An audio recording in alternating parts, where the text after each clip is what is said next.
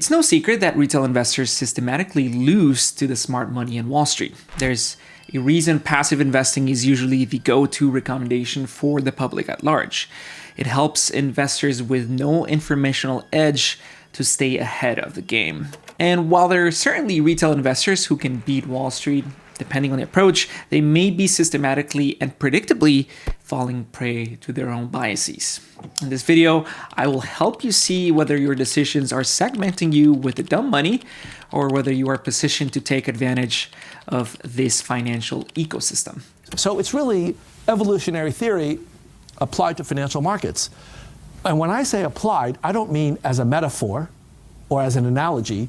I mean literally, it is part of evolutionary biology. Some weeks ago, I talked about what Andrew Lo calls the adaptive markets hypothesis.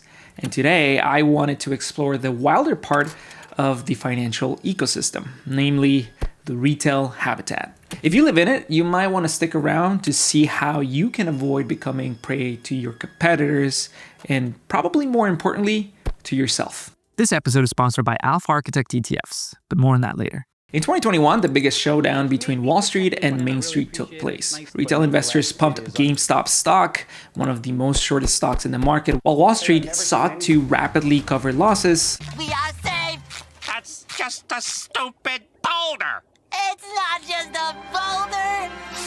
It's a rock! Leading to likely what is known as the most famous short squeeze, maybe in history.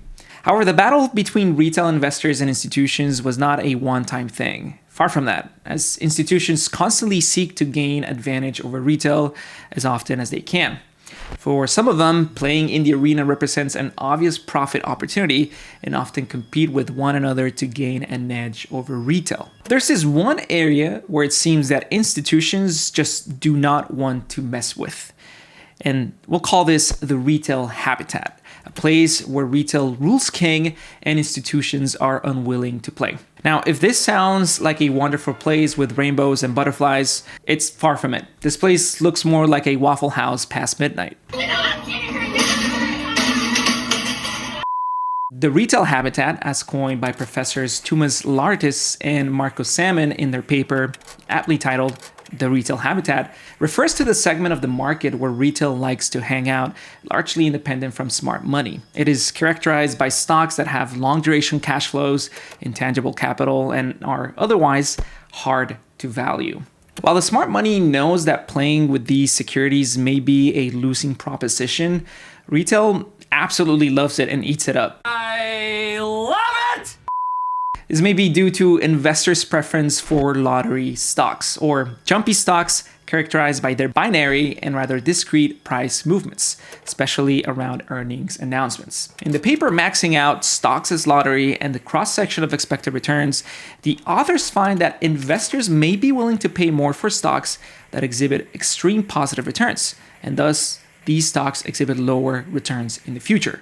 Because investors are willing to pay more for these stocks, they are likely to be systematically expensive and therefore signal lower risk-adjusted expected returns in the future.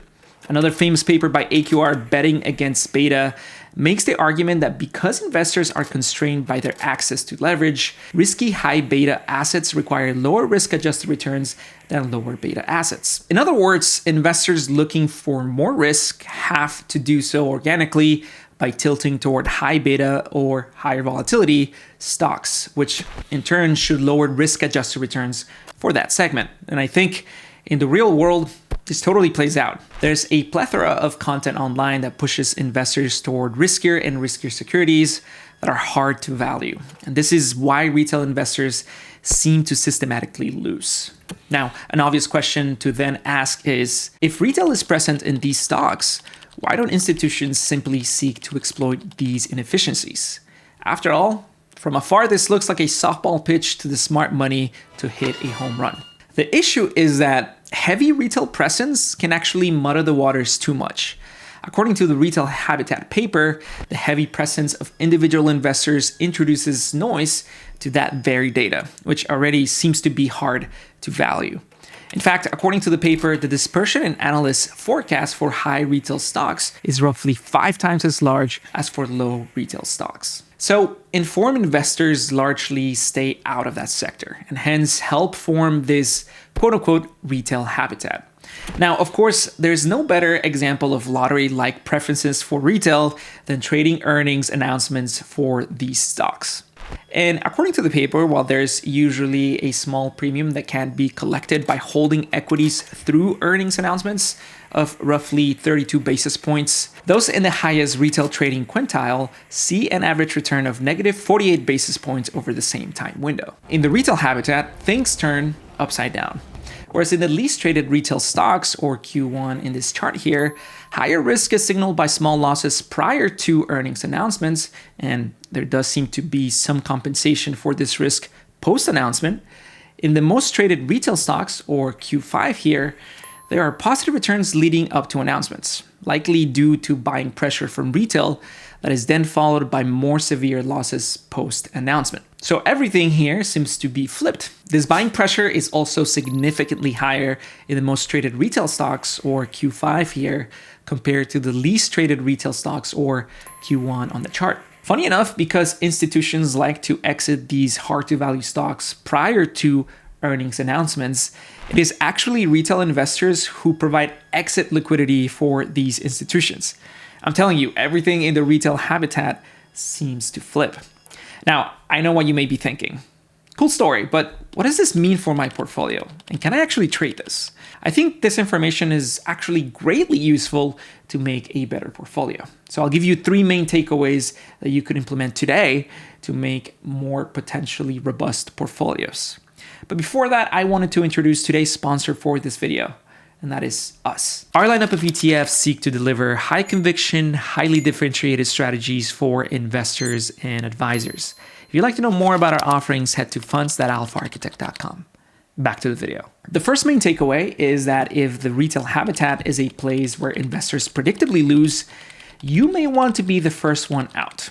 Targeting high volatility stocks with earnings out in the future and heavy intangible capital has proved to be a bad bet, at least historically. Secondly, listen to the smart money. The markets are a highly competitive ecosystem. If you're a zebra, you better watch out for the lines. And historically, staying away from highly shorted stocks from the smart money has been a good bet. In that same vein, because under allocations is one way to express bearishness, it's better to befriend the lion. Although I'm positively sure that's not actually possible in the animal kingdom. Lastly, and importantly, consider taking the opposite bet. Instead of targeting high beta, expensive stocks with earnings priced far into the future, stick with low volatility, quality, and cheap stocks. This too has been a great historical bet, and I see no reason why that would be different in the future. All in all, whatever the dumb money is doing, just do the opposite.